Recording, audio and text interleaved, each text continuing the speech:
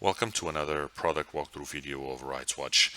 You'll be able to see how RightsWATCH is used in an Android device in order to allow users to consume and have access to their emails.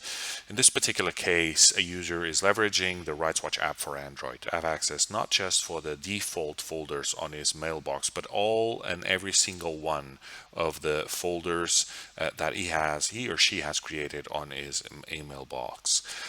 Using the RightsWATCH app, you'll be able to leverage and have access to information that has been stored on your inbox, on your deleted items, and every single one of those items out there. You can have access to all emails, or you can have access to protected emails only, which is the ones that have been protected with Microsoft RMS. You can choose to search and query your inbox for designated emails that you have stored in there, or you can have access to all of them just by clicking.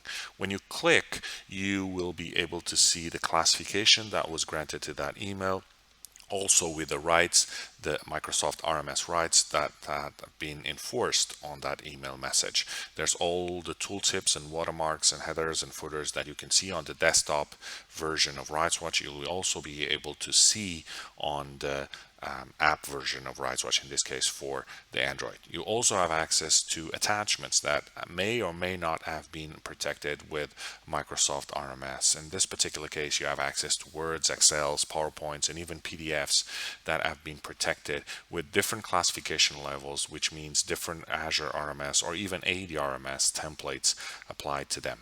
You can zoom in, zoom out. You have all the options in order to have access to that documentation. You can forward, reply, or not, depending on the rights that you have on that email message. And again, the Azure RMS rights and the classification are applied according to corporate policy.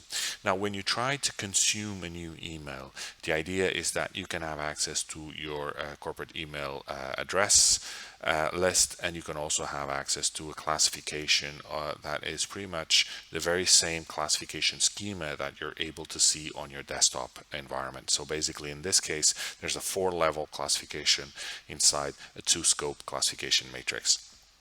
When you choose to search your list of usernames and contacts on your contact list, you can also definitely do that.